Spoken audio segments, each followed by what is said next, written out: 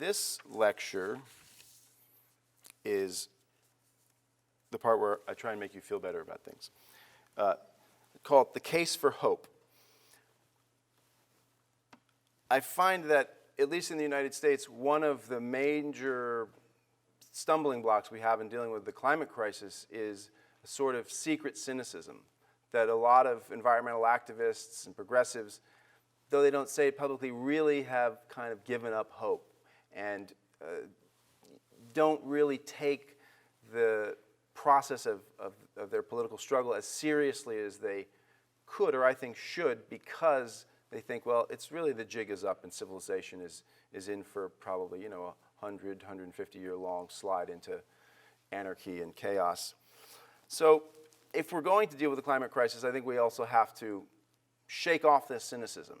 And I really don't like when hope for hope's sake is invoked, and people are told to just be hopeful and not given any reason as to why that should be. So I've been trying to make a credible case for why we should be hopeful. And that rests on the idea of showing how we can, in fact, avoid self-compounding, runaway, cataclysmic climate change. How we can both mitigate the problem, that is, get off fossil fuels and build out renewable energy, and adapt to the problem, both in a physical and a social sense, adapting by building seawalls and bio shields to protect cities and settled areas from storm surges, and also social adaptation, creating social policies that can absorb the massive migrations of people that are inevitable, even if we avoid the worst of climate change. We're still locked in for significant levels of disruption because there's a considerable lag between cause and effect, right? The amount of CO2 built up in the atmosphere doesn't express itself immediately as extreme weather. If we turned off all the lights and never turned on another gasoline-powered motor on planet Earth today, we would still be in for decades and decades of increasingly violent and erratic weather because of the lag between cause and effect. And the planet would get considerably hotter. So what is the case for hope? Well, first of all, it is technically and politically feasible to address this problem. In the United States, which is in many ways the most vexing of all of the political equations around this, because the US has the largest economy, it's such a huge emitter, it really can drag the world economy with it in whatever direction it goes. We actually have the technology, as does the whole planet. We have lots of money, and we actually have the laws that we need already on the books. The technology is, electric vehicles, the power grid, commercial scale solar and wind. We have battery storage is coming up to speed. Don't let the whole battery question fool you, too, because one of the simplest ways to store energy, which is used and has been used for years, even in coal-fired power plants, is you just have two lagoons. And when you have excess energy that you want for later, you pump water uphill, and then when you want to use that energy, you drain it downhill, and it turns the turbine and turns back into electricity. You lose a lot of electricity doing it, but it's a very cheap way to store enormous amounts of electricity. So we've got that technology. It's not like we have to invent it. In terms of the money, corporate America is sitting on more uninvested cash than at any time since 1956, when the Federal Reserve first kept these numbers. It's over $2 trillion. This is not money that is paid out to stock owners. It's not money that's given to managers as bonuses. This is money that's retained by the firms for investment. And they're waiting for the next big thing. And it's not the iPhone. It's not self-driving cars. There's always this perennial sort of like hope that Silicon Valley is going to revolutionize things on par with original electrification and the original telecommunications, but nothing like that is happening. They're waiting for the next big thing. And obviously, climate mitigation would be the next big thing. If the government pursued policies that forced a massive build-out of renewable energy and euthanized, wrote off, destroyed all of this capital stock that is the fossil fuel industry, there would be enormous amounts of private investment going into building out wind farms, refurbishing the grid, et cetera, et cetera. So there's that money. There's also the public sector. The obvious thing is cutting the military budget. That's politically difficult, but that should be done. Climate change should be taken as seriously as any threat of war. But even without going into the military budget, the public sector in the US spends enormous amounts of money. It consumes lots of power. It owns vehicles. The federal government has 450,000 large office buildings. They all use electricity. The federal government should prioritize consumption of clean energy. We do that with, we have very strict laws around national origin, actually stricter than in China or France, which are very statist economies, right? In the US, if you're a federal bureaucrat, you don't just get to buy paper wherever. A certain amount of it has to be made in the US. So why not impose similar sort of green criteria and use government purchasing to drive the transformation? This is important because it would help achieve economies of scale. I've interviewed people in the clean tech sector, and one of their common complaints is that they don't have the money to scale up production where they can achieve economies of scale. There's a lot of money for R&D, there's a lot of money for buying technologies that are proven, but really like getting technologies to the scale where they're profitable, there's not that much money for that. And historically, government purchasing has played an important role in that kind of technological development. So airplanes, for example, in the whole aerospace sector, but when airplanes are first invented, the federal government buys up all the patents, makes them free. The great leaps in aeronautic engineering happen when the government, unfortunately it's during war, right, is buying planes, huge numbers of planes, and that's how we get jets. That's how we get modern air transport. The airlines were themselves subsidized. The government paid the nascent airlines in the 1920s, paid them more than it should have cost. They paid them subsidies to move the mail, and that helped them get on their feet, and then they started moving passengers commercially. You can think about medicine this way. I mean, the role of government in driving medicine forward, the development of vehicles, and often it's war, unfortunately, where the government really steps in and does this. But automobiles, tractors come out of the production of tanks, et cetera, et cetera. Mariana Mazzucato, in her book, The Myth of the Entrepreneurial State, uses the iPhone as an example, how there's 12 different publicly produced technologies in the iPhone. I mean, the GPS and the internet is still heavily publicly subsidized. The smart glass comes out of military funding. So that's what we have in the US. Instead of industrial planning, unfortunately, we have the military budget. And you can get away with any kind of industrial planning as long as you call it national defense. So back to this idea of government purchasing, what I've called the big green buy. Government could buy clean energy. If it did that, that would help lower the price of clean energy and clean technology by creating economies of scale. I interviewed one of the only truck manufacturers, electric truck manufacturers in the US, and the guy said, if we could buy our component parts in batches of 100 rather than batches of 5 and 10, in many cases we could lower the cost of our trucks by 25%. Because it's only the motors that are electric. The rest of it is just regular trucks, and you buy it on the open market. So government purchasing could do that in all these clean tech sectors. And the state governments could follow suit with the federal government. But then there's this question of CO2 in the atmosphere. We're past the tipping points. The tipping points are 350 parts per million, and we're at 405 to 410 parts per million.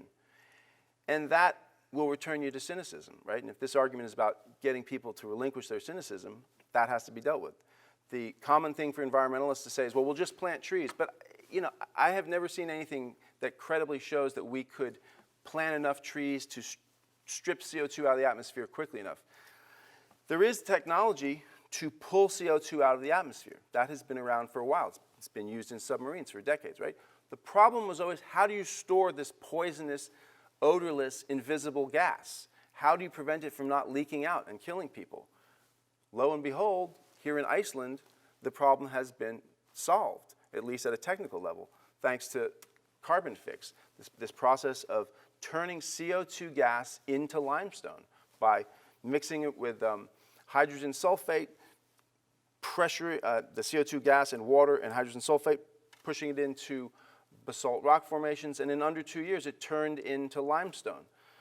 So that is, I think, an amazing technology. And the question is, how would that scale up?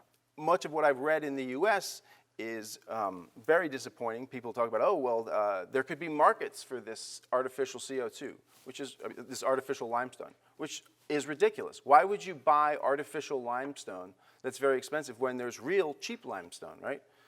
So I think it's going to have to be government action that could help bring this to scale. This should be treated like one of the most important technologies.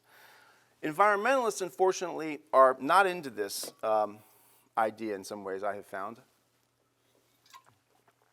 This phrase, no techno fix, which is a fine phrase, what it means is technology alone won't solve this problem. There has to be a transformation of social relations. But too often this idea of no techno fix slides into meaning technology is not part of the solution. And I highly disagree with that, and it's been very interesting, the tremendous hostility that I've received in just pointing out the existence of this carbon fix technology.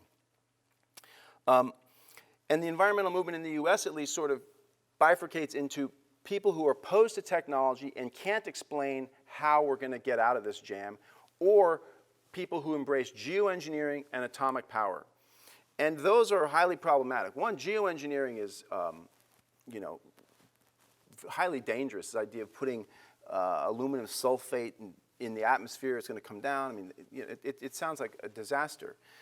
Atomic power, it has really serious long-term implications. I mean, how do you secure the waste for minimum 10,000 years? I mean, agriculture is only 10,000 years. I mean, is there really going to be social stability for 10,000 years? There aren't going to be any periods of social breakdown in the next 10,000 years, and this waste is all going to be fine?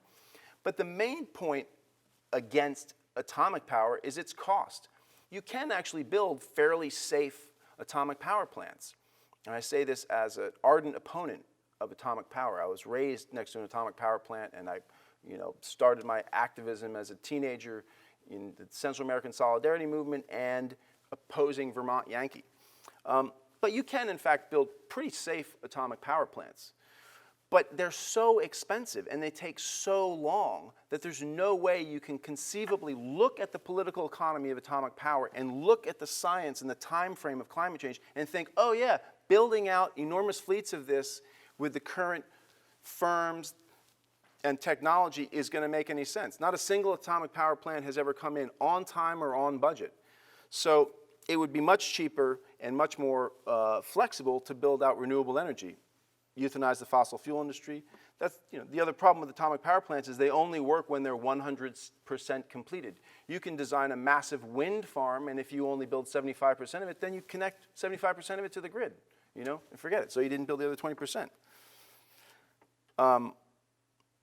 So I think that environmentalists need to get more serious about technology. We can't just be, we can't fall into this kind of knee-jerk macho, like, I'm not afraid of technology, let's geoengineer and have nukes. That stuff doesn't make sense economically, and it offers environmental disaster.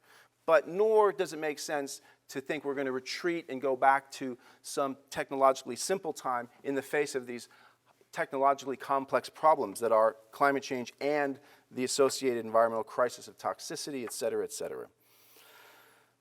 Okay, so that's the technology, the money. The laws in the US, we even have the laws. We have the Clean Air Act of 1970. And it was Richard Nixon who signed that into law with the creation of the Environmental Protection Agency. And we actually have in the United States, believe it or not, some of the toughest environmental laws in the world, but we don't implement them very rigorously.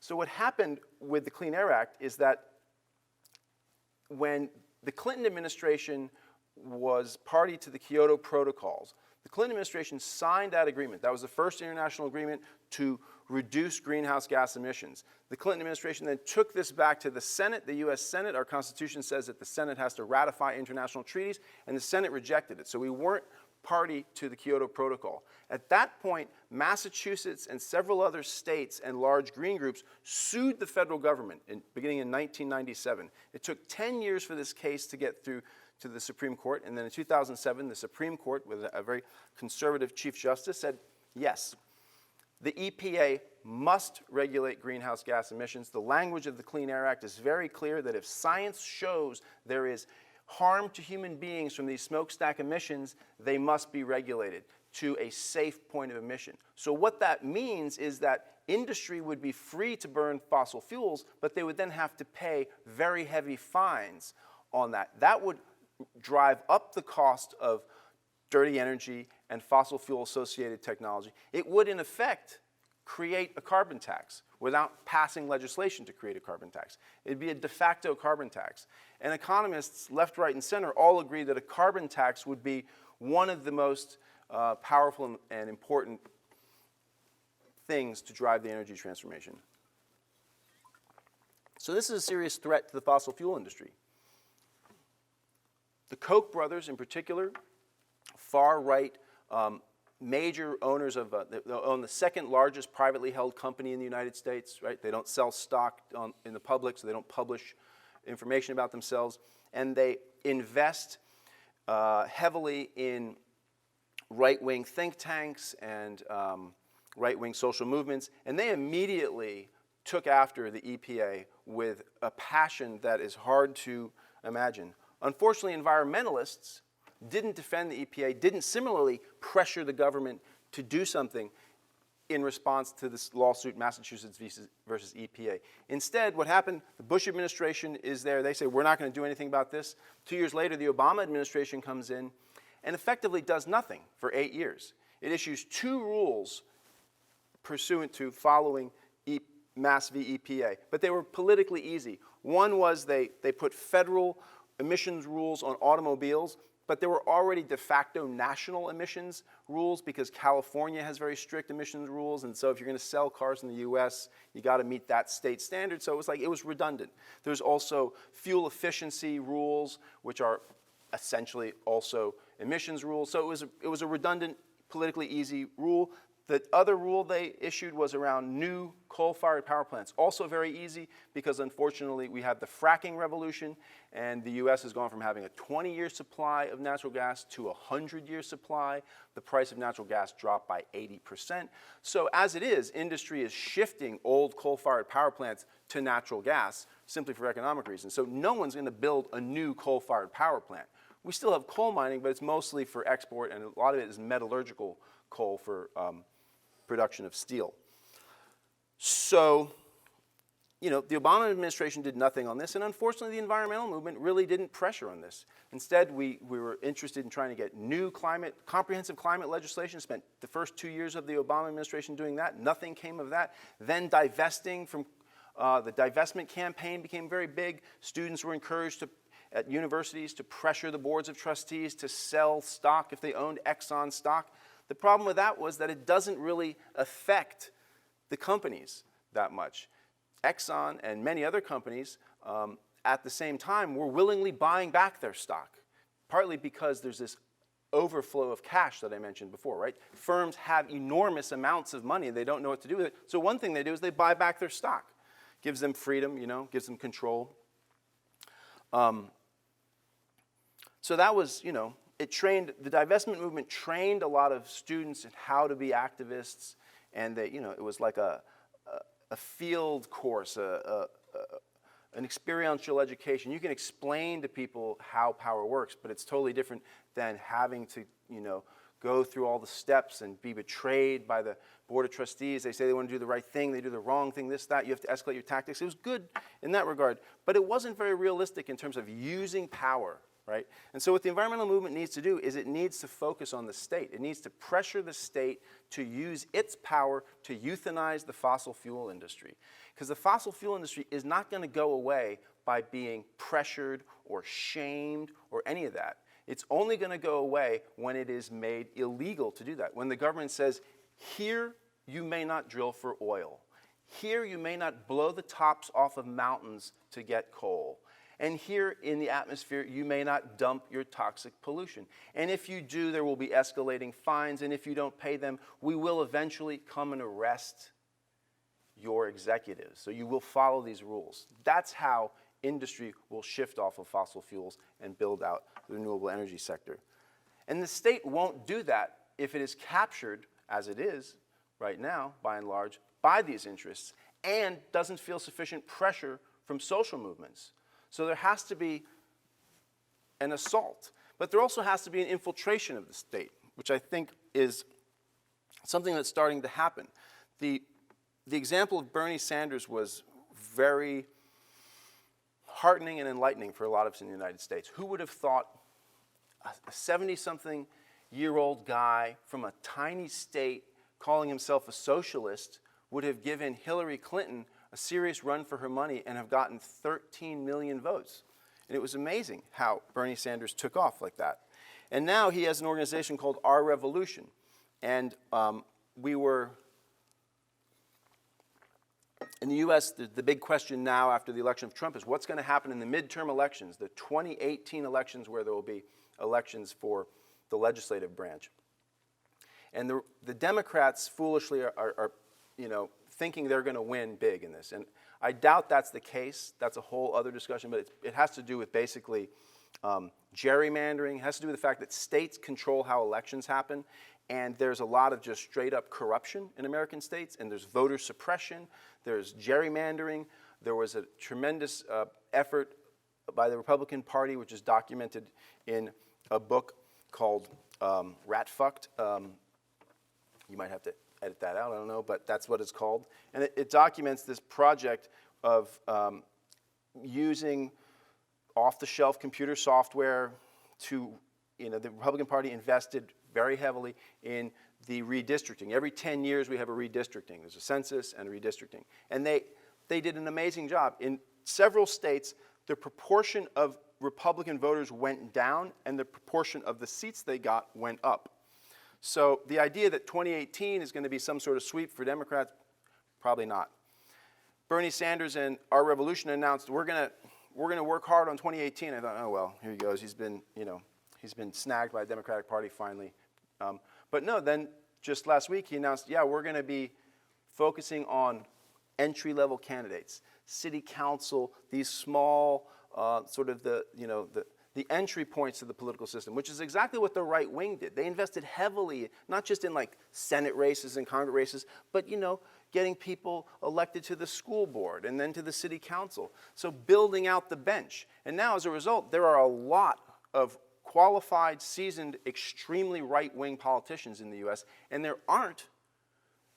isn't a similar bench of progressive, smart, aggressive, environmentally minded left candidates in the US. And so Bernie Sanders is trying to build that out. So I think that's very positive in terms of infiltrating the state. But at the same time, as I was saying, the state has to be pressured. It has to be attacked. And politicians personally have to be held accountable and pressured. Their lives have to be made miserable by protesters until they do the right thing and until they break their addiction to fossil fuel money and find the courage to turn on that industry and save civilization from the madness that is the burning of fossil fuels. So in other words, all the pieces are in place, technologically, economically, and maybe even the beginnings of the political will and analysis to get this done. So we have no excuse to be cynical. And in fact, I think we have to be like the miners who were trapped several years ago, maybe almost a decade, 5 years ago, I don't know, in Peru. They were trapped in a mine, and there was no logical reason that they should have thought they were going to survive. But what they did was they organized themselves. Everybody would basically try to breathe as little as possible and sleep. They divvied up the food and clean water. They're up to their chests in water in a little air cavity. They had a watch system. One person would be awake, tapping occasionally, listening. They made special dispensations for the young miners who'd never been in these types of crises and were freaking out. And I mean, this was at one level irrational. It's just you guys aren't going to get out of there. But they did this to save themselves, and they bought time, and they were found, and they were saved. And we have to operate like that, right? That we have to do what we can with what we have in the face of this, regardless of whether we know what the outcome will be. So on that note, thank you.